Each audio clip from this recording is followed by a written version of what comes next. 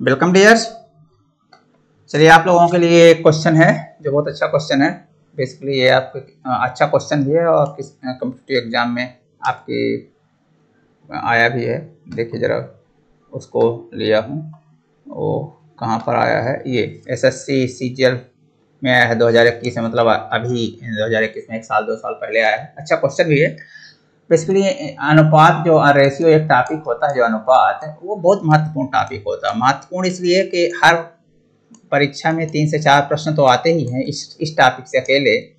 हर किसी भी competitive exam में देखेंगे 3 से 4 प्रश्न, 3 तो प्रश्न रहते ही रहते हैं। इसके अलावा ये जो लाभ हानि, ब्याज, चाल दूरी, कार्य समय, प्रतिशत, औसत, ये जितने भी टॉपिक हैं सब में अनुपात का कॉन्सेप्ट जरूरी होता है। या अनुपात का कॉन्सेप्ट नहीं होता तो ये सभी टॉपिक में बहुत प्रॉब्लम आती है, इसलिए इसको जरूर ध्यान से पढ़िए, है ना। और बेसिकली अगर ध्यान से एक क्वेश्चन भी हमारा यही क्वेश्चन अगर ध्यान से पढ़ लेंगे तो आप 50% अनुपात का कॉन्सेप्ट एकदम क्लियर हो जाएगा, है ना। तो ध्यान से इस वीडियो को पढ़िए, आपका कॉन्सेप्ट एकदम क्लियर हो जाएगा। और 50% कॉन्सेप्ट 2-3 वीडियो देख लेंगे तो पूरा अनुपात ही का कॉन्सेप्ट क्लियर हो जाएगा। चलिए, जैसा कि मेरे साथ आता है कि मैं कोई भी क्वेश्चन पहले बेसिक कॉन्सेप्ट जो होता है उसका, उस टॉपिक का जो बेसिक कॉन्सेप्ट होता है वहाँ से चालू करता हूँ, और फिर कैसे शार्ट का यूज करते हो, कैसे 30 से 40 सेकंड में परीक्षा में हल कर सकते हैं, इस पर मैं वर्क करता हूँ हमेशा। तो पहले चलिए कॉन्सेप्ट लेते हैं, क्योंकि मैं बताया हूँ कि किसी भी टॉपिक में ध्यान रखिए, कोई भी टॉपिक हो आपके कम्पिटिटिव एग्जाम से संबंधित, मैथ हो कोई भी टॉपिक हो, उसमें बेसिक कॉन्सेप्ट 3-4 ही होते हैं। अगर 3-4 बेसिक कॉन्सेप्ट आपके दिमाग में घुस गए तो फिर कोई भी क्वेश्चन, हजारों क्वेश्चन उस टॉपिक से बन सकते हैं। आप सेकंडों में, चुटकियों में क्वेश्चन हल कर सकते हैं। तो चलिए लेते हैं। यदि ए द्वारा x रन बनाया गया, हाँ कोई मैच है, कोई क्रिकेट मैच है, ए द्वारा x रन बनाया गया, बी द्वारा y रन बनाया गया, सी द्वारा कितना रन बनाया गया, z रन बनाया गया।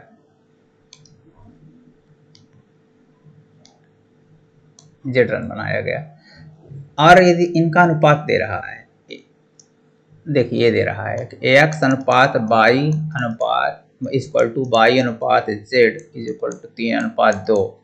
तो ABC द्वारा बनाए कुल 312 है, तीनों ने कुल मिलाकर 342 रन बनाए। तो प्रत्येक द्वारा अलग अलग कितने रन होंगे ये बताना है आपको। तो ये बहुत आसान क्वेश्चन है, कॉन्सेप्ट क्लियर हो, जैसे मैंने बताया सब बहुत क्वेश्चन आसान होते हैं। तो सबसे पहले तो आपको ये देखना है कि ये जो अनुपात है x अनुपात y इक्वल टू y अनुपात z इक्वल टू 3:2, ये जो है ये विखंडित अनुपात है। मतलब 3 राशियां हैं x y z, तीनों का इस प्रकार का अनुपात नहीं दिया है, इस प्रकार का अनुपात नहीं दिया है। मतलब जब भी आपको विखंडित अनुपात 3 राशियों का दिया हो, सबसे पहली बात आप समझिए कि विखंडित है। विखंडित में 2 राशियों का अनुपात दे रहा है, x y के एक बार दिया, एक बार y z के दिया, आपको इस तरह का रेशियो। तो सबसे पहला मन तो हमेशा ध्यान रखिएगा कि जब भी विखंडित अनुपात दिया हो तो आपको सभी राशियों का एक अनुपात निकालना पड़ेगा। इसको रनिंग रेशियो बोलते हैं। तो सभी राशियों यानी x y z में एक अनुपात निकालना पड़ेगा। आंख मूंद कर जब भी कोई क्वेश्चन आए बिल्कुल कुछ सोचिए, आपको ये निकालना पड़ेगा। तो सबसे पहले एक चीज तो ये जाने।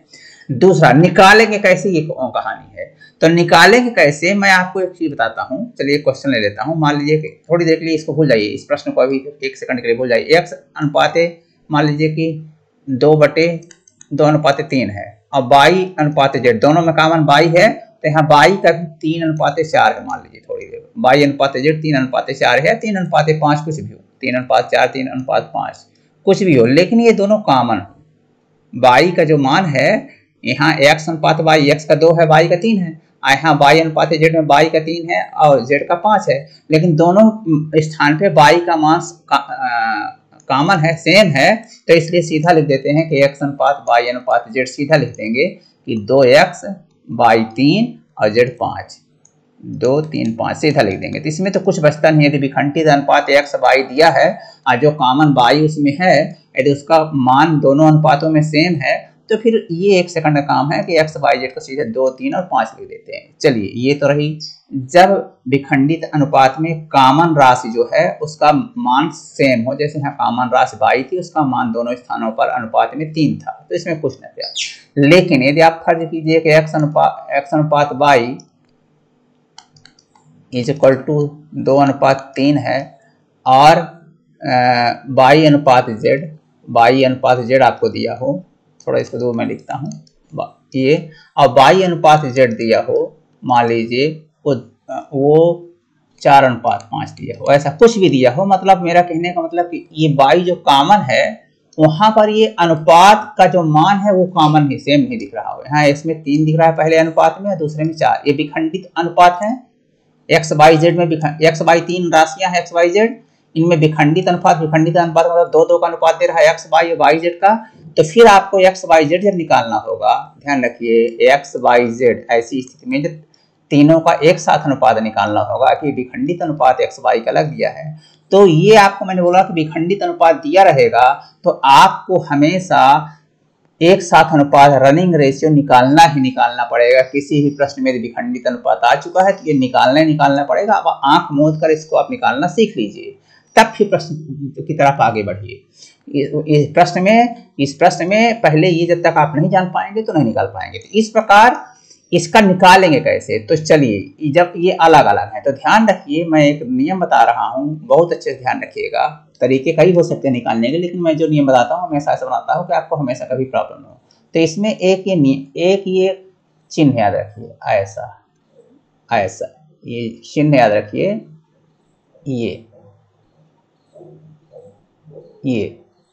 चिन्ह यदि आपने याद रखिए तो फिर ये अनुपात निकालने में कोई आपको नहीं रोक पाएगा। कैसे, ये ऐसा ऐसा गुणा कर दीजिए, इसका इससे गुणा कर दीजिए, इसका इससे, ये देखिए यही चिन्ह है जो मैंने ऊपर बनाया चिन्ह वही है ये।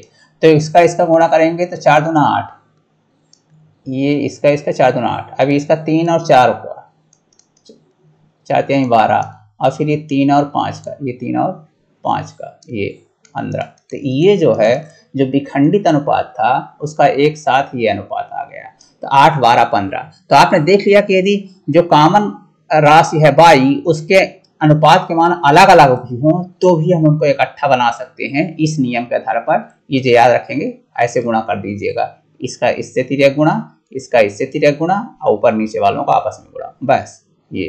तो यदि आपने ये कर लिया तो इसका मतलब है कि आपने फिर सभी संख्याओं का एक अनुपात निकाल लिया, एक्स वाई जेड जो तीनों राशियां थी उनका एक अनुपात निकाल लिया जो विखंडित अनुपात में दिया था। तो दोनों प्रकार यदि आपका अनुपात जो कॉमन राशि है अनुपात में विखंडित अनुपात में कॉमन राशि तो सेम हो तो भी बन जाएगा, और दोनों में अलग अलग हो तो भी बन जाएगा आपसे।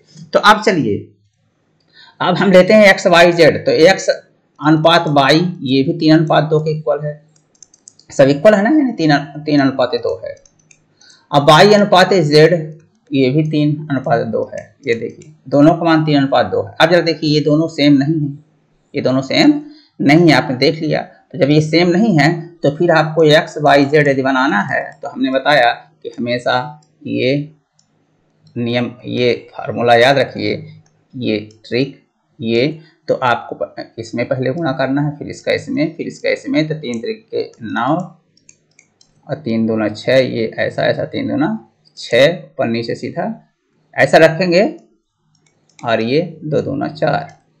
मैंने ऐसा इसीलिए लिखेंगे बताया कि दोनों में कॉमन y है यहाँ, तो एक्स वाई और फिर उसके ठीक नीचे y जो लिखिए, सेम ऐसा अनुपात में हमने इसलिए बताया कि पहले आप 3 2 लिखिए, फिर ठीक ये y का मान यहाँ 2 है, अब यहाँ y का मान 3 है, इस 2 के नीचे 3 लिखिए, और z का मान 3। तो क्या होगा आपको दिख जाएगा कि ये जो y का दोनों में सेम क्वांटिटी है, दोनों में सेम राशि है, उसका मान अलग अलग है। तो फिर इसको बराबर करने के लिए आपको कैसे करना है मैं बता दिया कि इसका इससे गुणा, इसका इससे गुणा, इसका इससे गुणा, ये कर देंगे तो ये जो है सभी संख्याओं एक्स वाई जेड सभी संख्याओं का अनुपात मिल गया एक साथ। तो ये आपका काम था और ये आपने कर लिया, बस इसी क्वेश्चन में इतना ही दम था और यही कॉन्सेप्ट था। यदि आपने ये कॉन्सेप्ट कर लिया तो फिर आपको अभी प्रश्न करने से कोई नहीं रोक पाएगा। तो अब जरा देखिए, यदि ए द्वारा एक्स रन बनाए गए, बी द्वारा वाई रन, सी द्वारा जेड रन, तो उनका अनुपात ये मिल गया है एक साथ सभी अनुपात।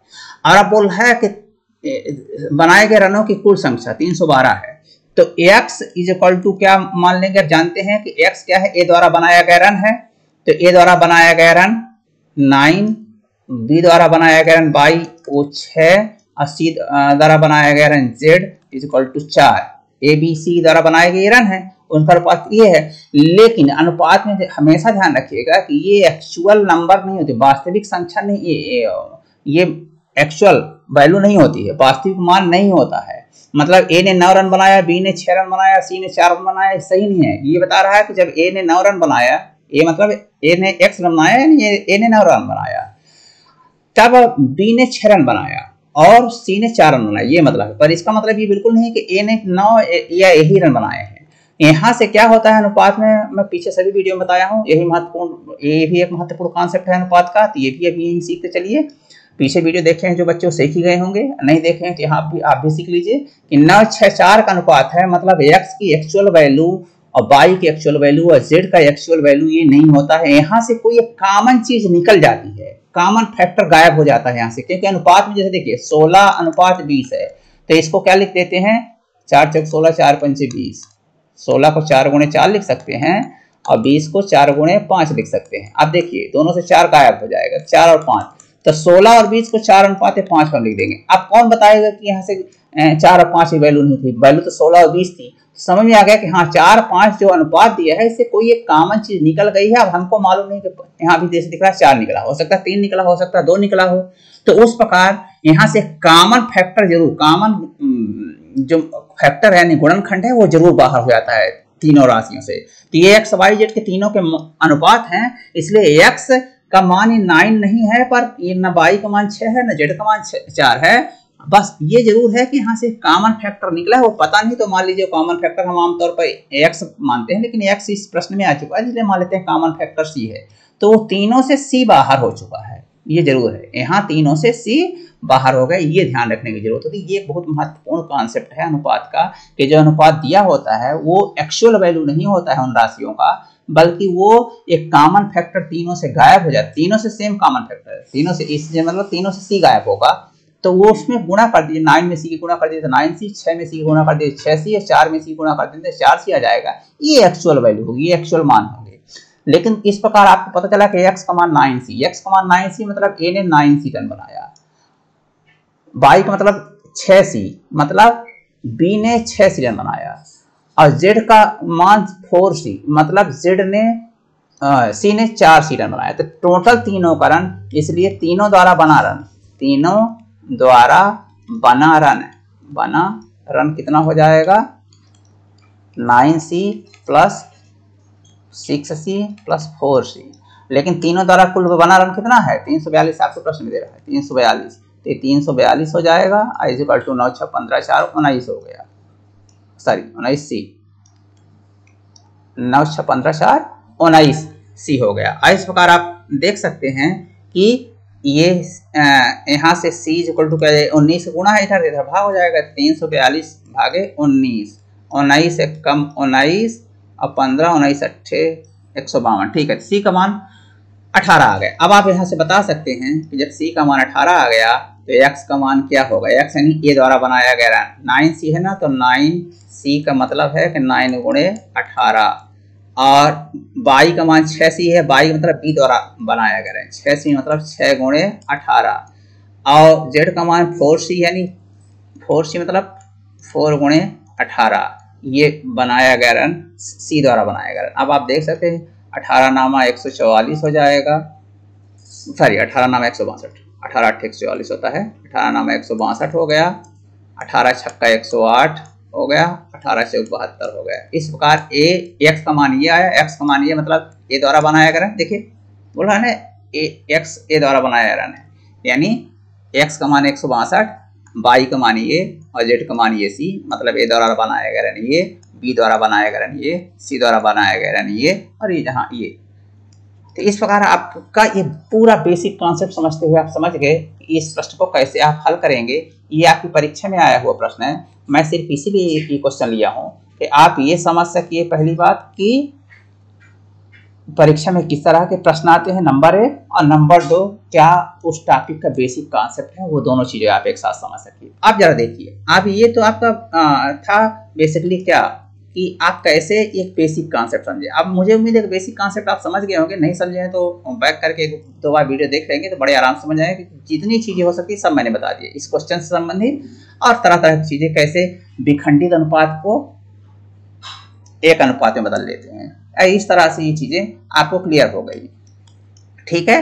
आप 60 में कैसे लगाएंगे? आपको 60 में यही है, आपके दिमाग में यदि होगा कि ये यार विखंडित अनुपात है तो 3-2 है, और इसलिए हम इसको कैसे जल्दी से फटाफट परीक्षा के हिसाब से इसको कैसे ऐसे बदलेंगे, तो इतना आप लिखेंगे और 3 3 के 9, ये 9 6 4 कर लेंगे, और फिर अभी तीनों का अनुपात ये मिल गया, तो मान लीजिए कॉमन फैक्टर सी गायब है, तो 9c + 6c + 4c, ये क्या है कॉमन फैक्टर, ये तो गायब है, तो ये एक्चुअल में इनके 9c और 6c और 4c हो जाएंगे, इसका टोटल तीनों के 342 है। तो इस प्रकार यहाँ से जोड़ेंगे तो 19c आ जाएगा, सी के इधर भाग 19 को भाग देंगे तो 342/19 आएगा, यानी 18, सी का मान 18 आ गया। और इस प्रकार आप देख सकते हैं कि यहाँ 9c a का 9 × 18 यानी 162, ये आप एक हलते ही दिख जाएगा 162 यहीं पर भरे, मतलब यही आंसर है। तो आप देख सकते हैं एक का निकाले 9c यानी 9 × 18, 18 9 162, तो सिर्फ पहले बी भर में 162 और कहीं नहीं है, तो आप समझ जाएंगे कि ये आंसर होगा 1 सेकंड में।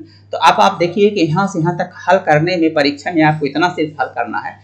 ये ए द्वारा बनाया गया 9 से है ना, तो 9 × 18 यानी 162, बी द्वारा पूछता था तो 6 × सी 6 × 18 108, सी द्वारा बनाया गया 4 सी है 4 × 18 72, लेकिन आपको इसको करने की जरूरत नहीं थी, आपको एक देख लेते तो आपको पता चल जाता कि हाँ ये कौन किस में है, आप वही आंसर निकाल देते फट से। पर चाहे तो तीनों पर फटाफट निकाल सकते हैं। और देखिए आपको मुश्किल से 30 सेकंड लगा, उससे ज़्यादा कुछ भी नहीं लगा। इस प्रकार मुझे उम्मीद है कि कॉन्सेप्ट आपका एकदम क्लियर हो गया, और 60 में कैसे लगा सकते हैं, आपका कॉन्सेप्ट क्लियर हो, ये सब कॉन्सेप्ट चीज़ें क्लियर हो, दिमाग अपने आप 60 में वर्क करती है। अन्यथा कभी भी कॉन्सेप्ट ना क्लियर हो तो कोई 60 की एकदम बेईमानी है, आप कभी गणित में आगे नहीं बढ़ पाए। इसलिए बेसिक कॉन्सेप्ट जरूर ध्यान दीजिए।